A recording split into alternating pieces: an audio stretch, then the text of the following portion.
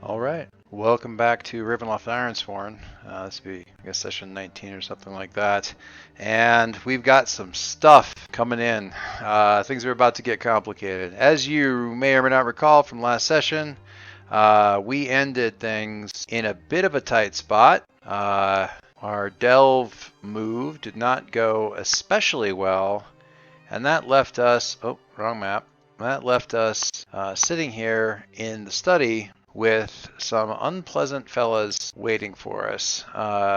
Presumably the youngish vampire who's corrupting Gertruda, and sort of the rest of, and then a couple of minions, sort of minions, more miniony minions even than that guy. So we have a bit of a problem. First of all, now Ironsworn doesn't play with miniatures, but I kind of like to have just some sort of representation out here for these guys. So I've grabbed a couple of. I wanted some more slightly bestial looking guys for the minions, the servants, or the followers of this guy. So I've got these little kind of ghouly looking guys that are more. They're not sophisticated vampires. We're going to drop a couple of these guys here in the back. I rolled one. I think I'm going to. Basically, I wanted there to be a trap here. So I'm going to put one guy back here in the back that's coming through the door. And this is partly for complications. If I want another guy, I can bring one in. And I needed my pretty little Fangboy here, so I'm going to bring him in. I had some fun making him up on Hero Forge just as a model. Isn't he just a poncy little git? So anyway, we're going to set him off over here. I mean, there's no movement type stuff in Ironsworn. I just want something to kind of represent, where people are going to be. And, might as well have some guys with some character. So what we've got here is there's no vampires in Ironsworn. I mean, that's just how it is. You can't look in the Ironsworn book or in the Delve book and say vampires. What I am using functionally for just a general guideline for these guys is a husk for the vampire.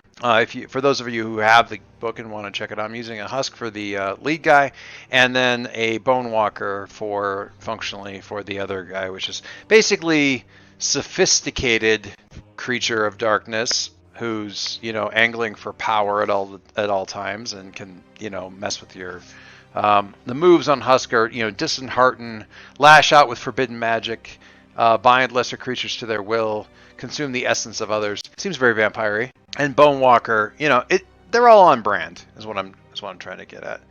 In any case, we have these guys, and this guy has made it very clear that we're about to have a bad night just because he's decided that we have messed with his things and repercussions are required. I don't really want to. I'm not going to put the icons in here for Ismark and Irina. Of course, I have them along with, which is fine. But for right now, I'm not really worrying about that. So what happens in Ironsworn when you got to fight? And I did a summary of the fight with the Gargoyle earlier.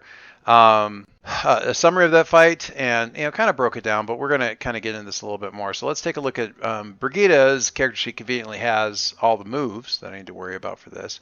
Fights in these kinds of games usually play out a little bit differently in D&D. Ironsworn, I would say, is a little bit closer to sort of a trad combat game in that you do kind of have a sense of having to sort of beat the bad guy down. If you have multiple weaker opponents, you rank the opponents the same way you would rank a quest or a journey or anything like that: troublesome, dangerous, formidable, etc. But if you have a troublesome or dangerous opponents, you can actually group them together. If there's like 3 or 4 or 5 and you don't want to track each of them individually, you can just say, you take 5 of them and say, okay, they're all one mob, and they're one level harder than they would be by themselves, which is fine and easy and works. The guy here that I'm using, functionally this leader boy, Fangboy, I'm just going to call him Fangboy. Fangboy here has, he's formidable, so I can't group him anyway. And I wouldn't group just 2 opponents anyhow. Just for the sake of keeping track of where everybody is here, I've got we've got the Castle Ravenloft Perilous site here, which honestly I should be doing I think I've need to move some stuff on. Anyway, so I've got two opponents here that I need to deal with. I've got we're gonna do Fangboy here, and he is a, what did I say he was gonna be? A husk, sort of a husk. He's formidable. What that means is when he does harm, he can do 3 harm on a hit, which sucks. And every time I get every harm that I do to him fills in 1 box, which is not. It's challenging. Complicating this some more is we have Fangboy's minion, who's a Bone Walker, and he is dangerous. Which means when I do a harm to him, it fills in 2 boxes, but they also do 2 harm, which is not great. So I'm just using this as a way of tracking this stuff. But let's talk about like how you actually get into the fight. Okay, so let's get into, we can look down here at combat moves. It's just somewhat laid out in pretty good order here. We have enter the fray. When you enter into combat, let me see if we can close this up here a little bit, get a little bit more room. There we go. When you enter into combat, set the rank for each of your foes. Troublesome foes, we already did all this. Troublesome foes, dangerous foes, formidable, extreme, epic, so on and so forth. Then roll to determine who's in control. If you are facing off against your foe, roll heart. If you are moving into position against an unaware foe or striking without warning, you roll shadow. And if you're ambushed, roll wits. I don't think I'm ambushed. I'm trapped. That's not the same thing. He didn't like leap when I wasn't prepared. He was monologuing, gave me time to prepare. So I'm going to be rolling plus heart, and then we take this. See what we go from there. So I'm going to open this bar back up real quick while we're doing this. This is why I didn't close the bar back down. Shouldn't have done it in the first place. And we can roll plus heart. Submit that. And actually, let's check my modifiers here because I might have some stuff. Combat talent. When you face danger, that's not going to matter. When you turn the tide, that's not going to matter. Ironclad. When I'm enduring harm. Helpful. Shieldkin. When you clash or battle alongside your companion, or when you face danger against an attack by standing together, add +1. No. Bladebound. When you gather information. No. Okay. And then bonds. I have Reinhardt, Ismark, Irina. I wonder if, I'm sorry for looking at this right now, but I'm gonna have to look this up because I haven't gotten into that many fights, which I'll pat myself on the back for. So let's take a look at the rules on bonds because I have bonds with somebody I'm going into a fight with here. Bonds provide narrative texture. Just going to double check the combat moves. If you're fighting with allies, each of you make your own. No, that's allies. Allies are, the book is very clear about the terminology. Allies mean other PCs. Everybody makes your own move to enter the fray, which kind of determines your initial positioning and readiness. If you're fighting, if you're fighting a group of troublesome or dangerous foes, you can combine them. It doesn't really say anything about going into a fight with people that you have bonds with. So we're not going to. That's fine. All right, so no modifiers. I'm just going to submit my roll and see what I get. Boom. Oh, that's terrible. Well, it's still a strong hit, but I will take it. The red circle around there means I rolled a 1, but luckily I'm rolling hearts, so that's good. And my challenge dice were shit, which is fantastic. So I get a strong hit. So what does that mean? I'm glad you asked. On the strong hit, you take +2 momentum and you have initiative. So this guy says, actually just thought of something about this. I'm going to simplify. I'm actually going to change the situation here just a little bit because I just thought of something. So anyway, take +2 momentum and you have initiative. Now, initiative is different than, say, a fantasy game, a big name fantasy game you might be familiar with. It doesn't mean that you go first necessarily. What it means is you have the advantage going into the fight, and that maybe feels a little bit more like sort of a D&D thing. But what it means is there are certain moves that you don't get access to unless you have initiative. You can't finish a fight if you don't have initiative. There's 2 different ways that you can sort of get into a, like actually do damage to somebody. One of them you get access to when you have initiative, and one of them you get access to when you don't. And guess which one is much more dangerous to get into? It's that one when you don't have initiative, so that's fine. So I just thought of something, and I'm going to change the map around a little bit. And we're gonna duplicate some people here. So I'm going to say that there's actually 2 of these buggers. This actually isn't going to change much in the situation, but story-wise, it's interesting for me. And that guy is still here. Because I've remembered that I have a thing, and that thing is going to change my situation just a little bit. So what I have over here under my assets is I'm blade bound to the Flail of the Heavens. The Flail of the Heavens is I'm doing it as an asset, but it is also a relic, and that relic is especially effective. It's a holy item. In the original module, it's like I don't know. It's crazy good against vampires. Basically, what it boils down to. So in this case, what I'm doing is a relic. It is particularly effective against vampires, and essentially what it does is it stages down their threat level. So if they are formidable, they become dangerous. If they're dangerous, they become whatever. So since this guy is a vampire, what I am doing basically is I'm saying, okay, he's formidable. The other two guys are dangerous. But since I have the Flow of the Heavens, this guy is dangerous. Also, he got moved down. He doesn't know it yet. He gets moved down, and to simplify my bookkeeping a little bit, what I am going to do under my progress thing is I am just going to say Fangboy and minions, and they are collectively formidable, and I don't have to worry about this dude down here at all because they're just lumped in with Fangboy. So I end up with one formidable sort of thing to deal with, the Fangboy and the minions, which narratively speaking is a lot easier for me by virtue of sort of the presence of the Flail of the Heavens, letting things go. So anyway, I have initiative. I get a strong hit. I'm not. I like the roll here because I'm not really ready to leap into action, but he's totally not ready, and that tells me a lot about what the situation is. These guys are kind of punks, and they're following his lead, and he's not. He's relied on I'm going to say he's really relied on the intimidation and the power of his will and stuff like that over these peasants, right?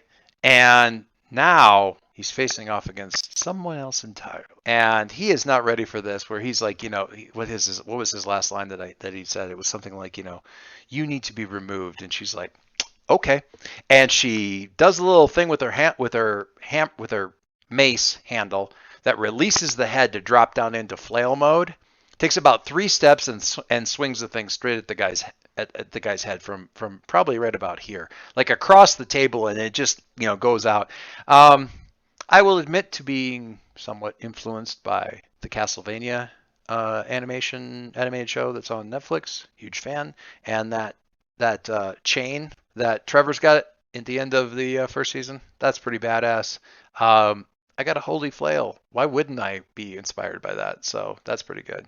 Anyway, let's get Brigitte up here and take a look at what we have. The move that I'm going to be engaging here after I have facing. Now, what else do I get here? Strong hit, take +2 momentum. You have initiative. I'm definitely going to make sure I'm marking my momentum here. That gets me up to a 5. Awesome. I have initiative. And let's take a look at these combat moves. Enter the fray. I get strike. Now that's interesting. I'll look at it and go, well, strike and clash. That seems like sort of the same thing. All right. And just to make it really clear, we have strike, clash, which are 2 different kinds of attacks. Turn the tide, which is like things are going really horribly, so I'm going to do something super risky to flip things around for me. End the fight, which is kind of like ending a quest, but you have to have sort of things going your way. And battle, which is really interesting because it's a way of doing basically the entire fight in one roll. As tempting as that is, I'm not going to do that because I actually want to go through the fight. Because sometimes there's just times where it's like I'm fighting a big battle and I just want to sum things up. And that's fine. I will do that at some point in time because I want to play around with it.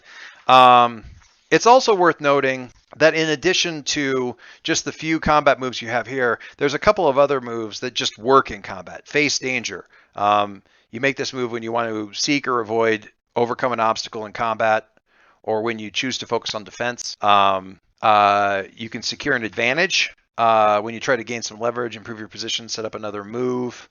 Compel. You can kind of compel them to surrender, negotiate, or trick them into giving up a fight. You can aid an ally, which I'm not going to be doing.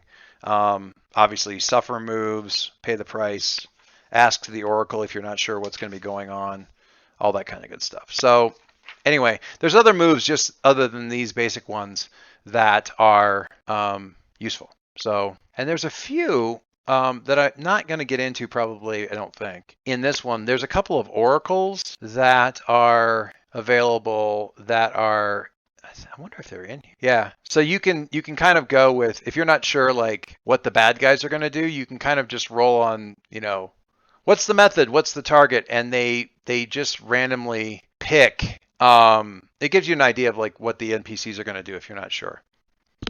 And all of you are like, dude, just shut up and fight. My God, why are you you're I'm not trying to drag things out. I really am not. Okay, so real quickly, I'm going to go in here and I'm going to, oops, combat moves. I'm going to strike. Now, strike requires when you have initiative and attack in close quarters, which kind of reminds me, there's supposed to be a volley move in here, and I can't remember. I don't see where that's at. Anyway. When you have initiative and attack in close quarters, roll iron. When you have initiative and attack at range, roll edge. Oh, it's all rolled together. Never mind. I'm attacking in close quarters. I'm rolling iron on a strong hit, inflict +1 harm. You retain initiative, and we'll see how that goes. Awesome. And I'm inflicting 2 harm by default. That's just what my stuff does. You're like, what? Your thing, your dice, your weapon, it's enchanted.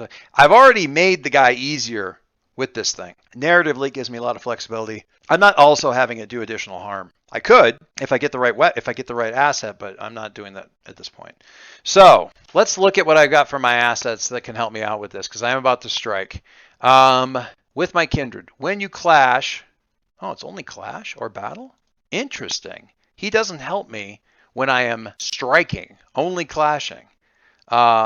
Or in battle. That's interesting. Shield bearer, I'm not facing danger yet. Don't worry about turn the tide, and I haven't endured harm yet. And the flail of the heavens only helps me at this point in time. So, see this one, this is the one I want. When you strike with your kindblade to inflict savage harm, add +1 to your roll, and inflict +2 harm on a hit. But then you have to endure stress because it's like difficult to deal with. But that's fine. All right, so I don't have any particular bonuses to this thing going into this necessarily. It's interesting that guy only helps me with clash, but that's actually cool because it means that your shieldkin helps you when you're kind of back on your heels, which is excellent. All right, one more. I swear I'm actually going to do this. Strike, rolling plus iron, heart for Wyvern. Oh, I don't. If I had a Wyvern, I could attack with heart, but I'm not going to do that. And let's see where we go. I don't have any extra bonuses. Bloop. Ah, bugger. Okay, that sucks. Oh my god. So I rolled an 8, which is the best I can roll, and my freaking challenge dice pushed me back with an 8 and a 10. That stinks. All right. On a miss, your attack fails, and you must pay the price. Your foe has initiative. Whew. I was not expecting that. Let's look at pay the price. So suffer moves. Nope. Delve. Nope. First of all, mark your failure. I'm going to go back over here into my summary, mark my failure, and which is fine. Thin comfort. All right, pay the price. When you suffer an outcome of a move, choose one. Make the most obvious negative outcome happen. Envision 2 negative outcomes. Rate 1 is likely and 1 is less likely. Or roll on the table below. I'm just going to roll. We'll see what happens. Something of value is lost or destroyed. Something of value is lost. Okay, I have an idea for this. It's a terrible idea. All right, so the flail comes back, it goes out, and this guy, this is like Castlevania Vampire Quick. So he's got like a little thin rapier. Yikes! Just out and super quick, and he immediately knocks the head of the flail aside, and I'm sending it back and forth a couple times. I'm bringing it back, I'm whipping it out, I'm circling in the room. The second or third time that I send it out, he knocks it aside again, deflects it, and it crashes into the, as we're circling the room. Oh, I'm going to move him a little bit here. Where's he at? He's like circled around. I'm coming around this way, and he deflects it aside, and the head of the flail goes past him and crashes into the wall above the fireplace and just destroys that picture of Irina, or the person who at least looks like Irina, that's hanging over the fireplace. Do I still have that picture around somewhere? Let me get it up here. It's the one from the original book. I kind of want to get Curse of Strahd just to see if they've updated the art. But in any case, so yeah, this picture of Irina that's up on the thing, it's obviously not her, but still kind of her. So in any case, it's fine. That's going to just, and the shock here is that Irina gasps, and it kind of like breaks my concentration that I've done this, and I'm wondering what's going on with her. But also, just down the road, I'm sort of parenthetically noting that whenever Strahd notices that this picture has been destroyed, when he comes through here, or sees it or anything like that, he is going to be enraged. This is going to be a very, it's not going to be a great thing at all.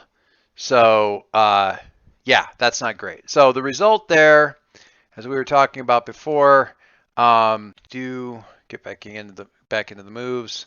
Yeah, destroy something valuable, but back into the strike move, I totally miss. So my attack fails and I have to pay the price, which I have done. And your foe has initiative. So now that I have initiative, what can I do? Okay, basically what it boils down to now is that I need to figure out what I'm doing right now, and I don't have initiative, so I've got to make some kind of move, and I got to decide sort of what's happening and sort of what happens as a result of that. And the only way to get initiative back is by getting a strong hit. So I'm kind of leaning into that. All right, and one other thing I'm going to do, the crushing the painting is cool, but I think it's also going to cost me a little bit of momentum. So I'm going to take a momentum hit of +1 or -1. So all right, what I am going to do is I'm basically Brigitte is getting down into more of a defensive stance. She wants to see what's going on because this guy's a lot faster than she was expecting. So shield up, brings the mace back, or basically draws the flail back into sort of a mace position and is kind of circling and is ready for his attack to see what's going on. At the same time, she yells to Ismark and says, watch our back, because we've got these other yahoos back behind us that we got to worry about here. So Ismark is kind of blocking this hallway here. He's got a sword out, and he's just basically got them bottlenecked in there and keeping them at bay because they're more crude using hands against his sword. He's got a bit of an advantage. You got Arena here at the door. So I'm circling, Fangboy here, Arena up by the doorway, Ismark guiding.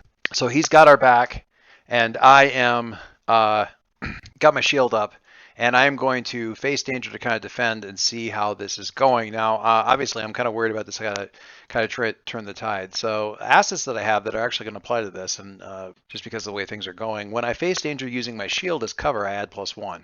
Awesome. And with my shieldkin, when I clash or battle alongside a companion, or when I face danger against an attack by standing together, add +1. Now I'm not doing like back-to-back Robin, but I am telling him what to do. We are coordinating. We're doing this, and I'm allowing that. So that's a total of a +2, and I'm facing danger with what am I facing danger with? I think I'm probably facing danger with iron. But let me just double check and see what face danger says I should be doing. When I am facing danger with aggressive action, forceful defense, strength or endurance, roll +iron. Yeah, that's what I figured. Okay, so I'm going to face danger. I'm choosing iron, and my modifier between the shield and Ismark standing together thing, I'm rolling with a +2. So that's not too bad. I'm pretty happy about that. See how it turns out. Ooh, I'll take it. Yes. Strong hit. Strong hit. So on the strong hit, you are successful. Take +1 momentum. Awesome. I'll get that back up to a 5. And so, yeah, shields up. Ismark's basically keeping them at bay as much as possible. Irina's got her sword out too. She's not my companion, obviously, but, she's basically just making things difficult one way or the other. Whenever Fangboy starts, I really should probably give him a real name, but whatever. But in the spirit of D&D games everywhere, I, as the player, have given what should be a scary NPC a stupid nickname, and it infuriates the GM. But in any case, whenever Fangboy starts to move this general direction, I'm getting in here and kind of getting in his way. Yeah, he's fast. Rapiers don't work well against shields. And that flail sort of keeps him at bay.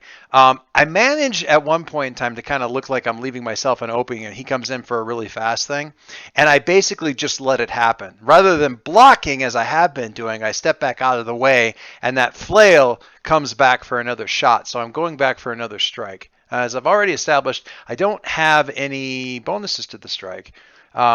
But I'm working with advantage or initiative, so that works out all right for me.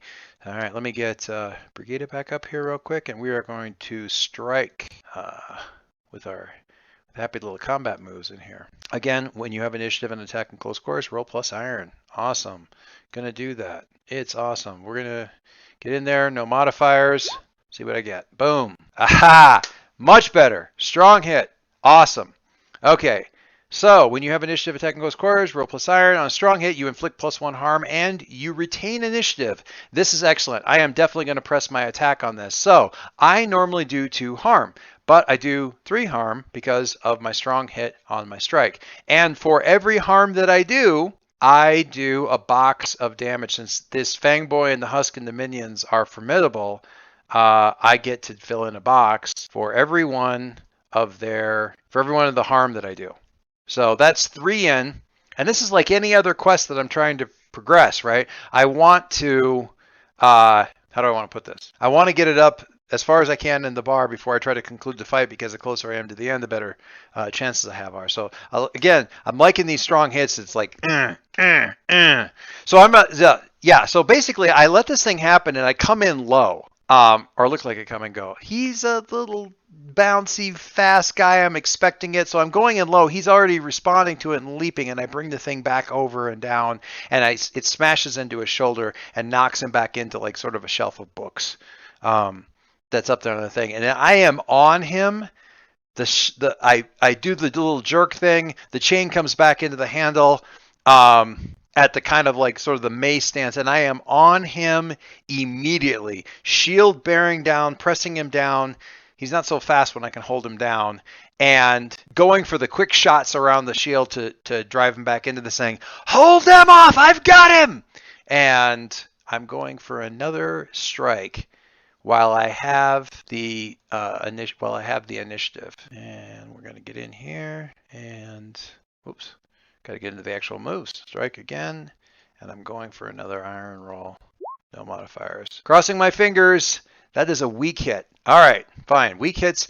It's very, very simple in terms of the way this. It's interesting because it's not next to any of the combat moves, but if you get in here and just do in the wonderful index that they have in the back, look up initiative, it explains it very simply in here. It's really easy. If you get a strong hit, you retain or gain initiative. If you get a weak hit, you lose initiative. So on a weak hit, you inflict your harm and you lose initiative. That's fine. All right, so strike, weak hit. Inflict your harm and lose initiative. So I get a hit in, but I've kind of lost my forward momentum, which means something is going to come a little, go a little bit sideways for me. That's fine. I'm going to go over to my progress bar. I inflict my harm with no special bonuses, so that gives me 2. That gives me up to progress of 5 on this, which is it's not enough for me to really want to try and push this at this point in time. But I feel like I've got this guy on the ropes. And right about then, he lets out some sort of shout, or he shouts something. He shouts something in some language I don't recognize. And the 2 minions that he's got in the hallway really just surge forward. And Ismark and Irina are driven back into the room and are kind of back on their heels. Claws going. I hear Ismark sort of cry out a little bit because he gets kind of scored by one of these. They score a hit kind of on him, and they come in here, and now I've got this whole mess here with these 2 are kind of in the room because I fell back to him, so they've dived in there, and now I've got to deal with this hot mess of a situation. Okay. All right. I think this is where I'm going to be a little bit risky, and I'm going to try a clash because while it is risky, and it is the kind of move that you do when you are a little bit on your heels, you don't have initiative, I have some advantages to clash because of the assets that I have at my disposal. So let's take a look at that real quick. This is going to be we're going into ugly melee mode here. But let's take a look at this because I've got a couple of things here. Thanks to my shield, when you face danger, using your shield as cover, you have +1. But when you clash in close quarters, take +1 momentum on a strong hit. That's not actually a bonus for me right now, but I like the idea of getting a bonus of momentum on the strong hit, so that's pretty cool. And then with my shieldkin, when I clash or battle alongside my companion, add +1. So I get a +1 on my clash roll. It's not quite that +2 that I had from playing it defensively with face danger. That's definitely to my advantage, but I don't want to do the same exact thing again, the same tactics, like, I'm going to hunker down and eventually you're going to screw up. For right now, I'm going to go in with the clash and see where that gets me. So it's clash with a +1. I'm going to go with that. I get a +1, and if I get a strong hit, I get a +1 to my momentum, which is excellent. I'm going to get back in here to the moves and take a look at clash, which is slightly different wording than strike. When your foe has initiative and you fight them in close quarters, roll +iron. On a strong hit, etc., and so forth. Let's find out. So rolling, I'm going to bring in iron, and I get a +1 on my roll. Let's hope for the best. What do we got? Bloop. That's not the best. That is the opposite of the best. Okay, so I'm coming in there, Ismark and me, Irina, together. Let's push them back. Let's get them out of here. What's that line from the original Buffy the Vampire movie? Fighting 1 vampire is considerably easier than fighting 10. Something like that. Fighting 3 vampires is a lot harder than fighting 1. On a miss, you are outmatched and must pay the price, and your foe has initiative. All right.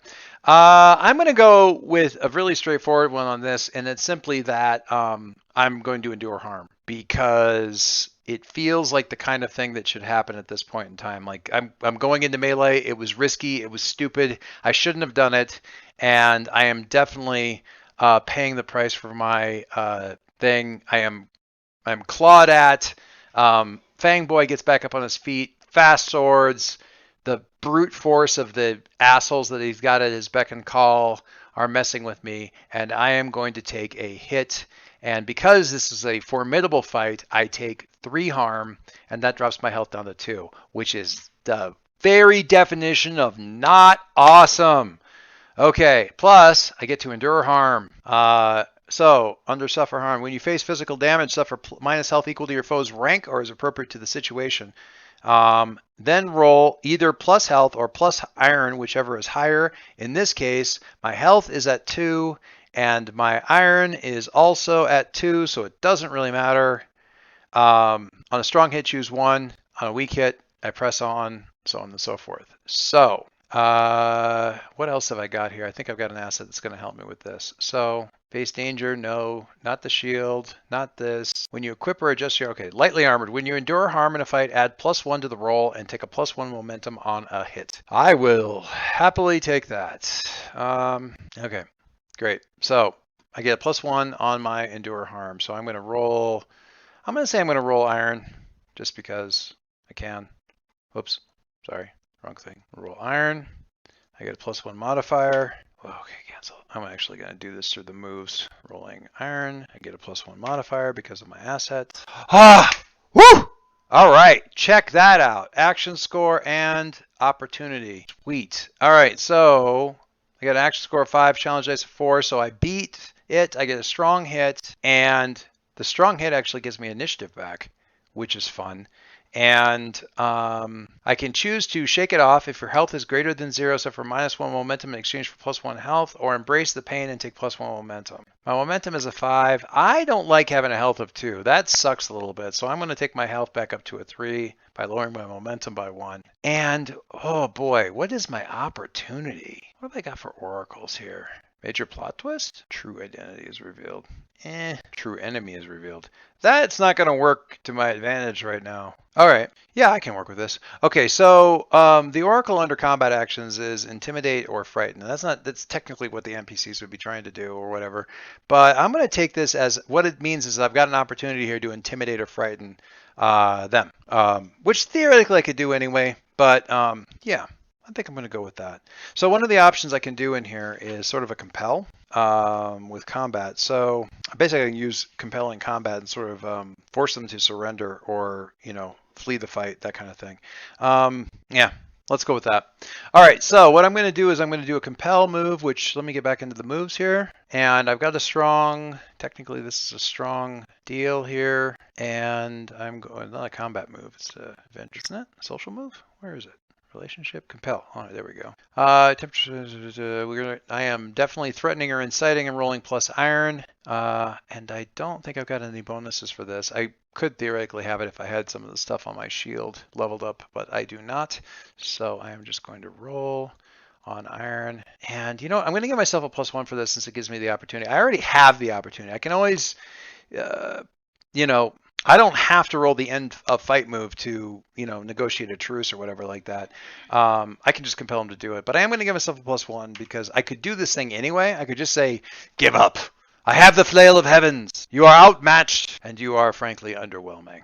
I could always say that. So the opportunity I'm going to do mechanically because I'm just that kind of a jazz. I'm going to give myself that +1. Call the +1 forward. Whatever. Fine. So I'm going to do that. And, ooh, I got a weak hit. Yuck. Okay, on a weak hit as above, okay, they'll do what you want or share what they know, take +1 momentum. If you use this exchange to gather information, make that move now and add +1. Weak hit as above, but they ask something from you in return. Envision what they want. Yeah, I'm not taking any of that. So yeah, he'll say it's like, tell me what you did with Gertruda. I want the girl back. I'm like, yeah, that is never going to happen, laughing boy. So you can just deal. And so he's not going to give up. I'm not going to give up Gertruda kind of at a stalemate, sort of a wasted roll. Bah, that's fine. We know we know where we both stand for that. And what I'm going to do now is like we got him kind of pinned down still. So we're still. Let me close this room. This thing up here. All right. So we've got guys. My people are over here. I feel like I should have my other 2 icons for my companions just because I feel like I'm totally outnumbered here. But we're kind of facing off. Cool. So I'm going to go again. In this case, I am perfectly happy with doing the more defensive move. I'm going to face danger and see if I can maneuver for a better position, and for that I am going to do face danger with iron. And as already established, as I'm working with Ismark and I've got my shield, I get a +2 on that roll. That seems like a really good roll for me to make when I'm in this kind of nasty situation. So I'm rolling with iron, and I am taking a +2 modifier to that because of my assets that I have available. I'm a good defensive fighter. Not so good with the offense. What? Oh, fuck me. Okay. All right. Okay. Yeah, let's look at that. On a miss, you fail, or your progress is undermined by a dramatic or costly your progress is undermined by a dramatic or costly turn of events. Pay the price. This is not good. All right, pay the price. What do we got here? I'm playing it defensively, and that's lame. I don't want to do that again. Causes a delay or puts you at a disadvantage. Make the most obvious negative outcome happen. On a miss, you fail, or your progress is undermined by a dramatic or costly turn of events. Fuck. All right. Shortest campaign I ever played. How did you manage to TPK yourself? What an excellent question. Sean Tompkins likes to say that Ironsworn players, when they're playing solo, tend to be extra hard on themselves. I am not going to prove that wrong probably right now. All right, so something is dramatically upends my progress. Okay, this one? That's a pretty good one, isn't it? The doors, the double doors on the side of the study that I've never gone through before burst open, and through it strides Strahd van Zarevik, cloak flailing out behind him. And he says, "What is the meaning of this?" And he's like glaring at both of everybody. What? And he stops short because he sees the destroyed painting. Such an idiot. He just sees this destroyed painting. He sees Irina. What are you doing? How dare you? That's where I'm going to stop. I'm going to pause right now. I got to process what's happening right now because Strahd, I got to run. I'm going to cast GTFO. All right, we'll find out what happens next time. But yeah, my life just got considerably more complicated. Oh, considerably more complicated. Son of a bitch. All right. Hi, kid.